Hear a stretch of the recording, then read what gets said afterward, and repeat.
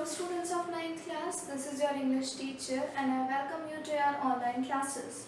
Today we are going to read our third poem, which is the name as Rain on the Roof. As you can see, the poem's name is also written on the board, Rain on the Roof. So today we are going to read the poem Rain on the Roof and अब हम इसके अंदर जानेंगे कि जो poet है वो अपने मन की फीलिंग्स को मीन्स बारिश की आवाज़ को सुनने के बाद हर किसी के मन में क्या फीलिंग्स आती है और पोइट कैसा फील करता है।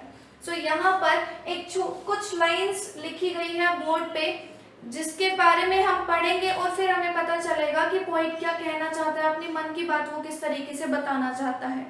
Let's start reading the lines. The presented poem का मतलब जो पोएम प्रेजेंट की गई है, which is the poem presented here, Rain on the Roof. So the poem Rain on the Roof shows that the healing power of nature's rain. यहाँ पर जो poem है वो बारिश की जो हीलिंग पावर है, मतलब बारिश की आवाज को सुनने के बाद कितने लोगों को सुकून महसूस होता है, उनके कितने घाव भर जाते हैं।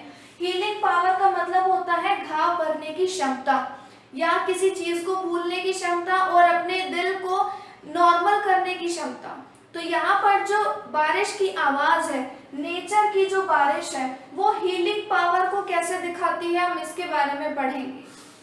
Specially when it is heard from a comfortable bed in a lovely cottage. Cottage का मतलब होता है एक छोटा सा घर, कंफर्टेबल का मतलब होता है आरामदायक। जब स्पेशली आप अपने घर के बिस्तर पर मीन्स अपने रूम के बिस्तर पर लेटे हुए हैं और बाहर बारिश हो जाए तो हर किसी के मन में देख के कोई बारिश को दुखी नहीं होता। अगर आप घर पर हैं तो बाहर जाते टाइम तो सभी दुखी हो जाते हैं कि अब गीले हो जाएंगे, कितना ज्यादा प्रॉब्लम फेस करनी पड़ेगी। लेकिन यहाँ जो पॉइंट है वो अपने मन की बातें कब बताता है, जब वो अपने घर के रूम के बिस्तर पर लेटा हुआ है।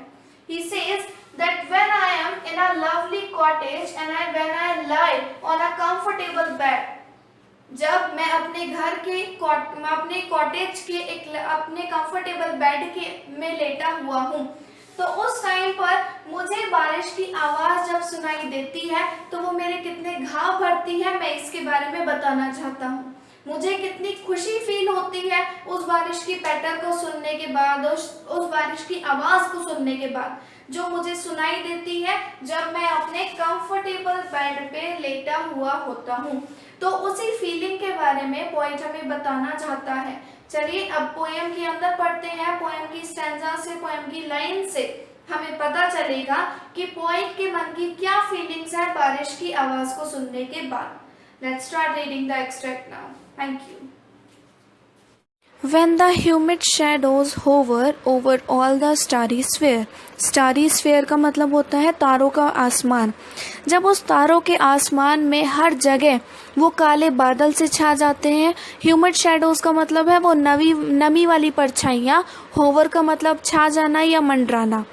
तो दोबारा इन दो लाइनों को पढ़ते हैं कि जब उस तारों वाले आसमान में सारी जगह वो काले बादल छा जाते हैं, नमी वाली परछाइयाँ मतलब बादल।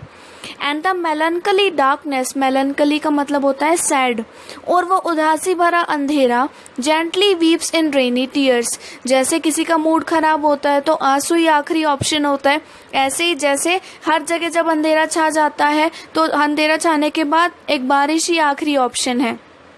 सो एंड द मेलनकली डार्कनेस, वो उदासी वाला अंधेरा, जेंटली वीप्स इन रेनी टीयर्स, बारिश की बूंदों के साथ रोता है। What a bliss to press the pillow, bliss का मतलब खुशी, कितनी खुशी महसूस होती है पिलो को प्रेस करते हुए। Of a cottage chamber bed, जब किसी घर के बेड पर आप जब लेटते हैं। And lie listening to the patter, और लेट कर उस पैटर को सुनते हैं, रेन की आवाज को सुनते हैं। Of the soft rain overhead, वो आवाज जो आपके सर के ऊपर होती है। दोबारा एक बार पढ़ते हैं। When the humid shadows hover all over the starry sphere and the melancholy darkness gently weeps in rainy tears, जब उस पूरे आसमान में हर जगह काले बादल, काली परछाइयाँ छा जाती हैं और दुख जो है आखिरकार रोता है बारिश की बूंदों के रूप में। What a bliss to press the pillow of a cottage chamber bed. एक घर में बने हुए बेड पर लेट कर कितनी खुशी फील होती है पिलो को प्रेस करते हुए. और and lie listening to the patter of the soft rain overhead. और उस बेड पर लेट कर जब आप बारिश की आवाज़ को, जो आवाज़ आपके सर के ऊपर मतलब छत के ऊपर हो रही है, उस आवाज़ को सुनते हैं तो कितनी खुशी महसूस होती है. Second stanza. Every tinkle on the shingles has an echo in the heart. Tinkle का मतलब आवाज़, झनकार. और शिंगल्स का मतलब होता है कि जो बारिश, जो छत है, छत की जो टाइलें हैं. हैज़ एन इको, इको का मतलब गूंज, कि उन पत्थरों पर, उन टाइल्स पर पड़ने वाली हर एक आवाज़ आपके दिल में कैसी गूंज बना देती है, कितना ज़्यादा अच्छा साउंड प्रोड्यूस करती है. And 1000 dreamy fancies into busy being start. और जब ये सब होता है, जब बारिश की आवाज़ को हम सुनते हैं तो हमारे मन में 1000 ख्याल बनने शुरू हो जाते हैं. And 1000 recollections weave their air threads into woof. और ऐसी ही 1000 यादें हमारे दिमाग में भी और हमारे हवा आसपास जो है हवा में बुनना शुरू हो जाती हैं.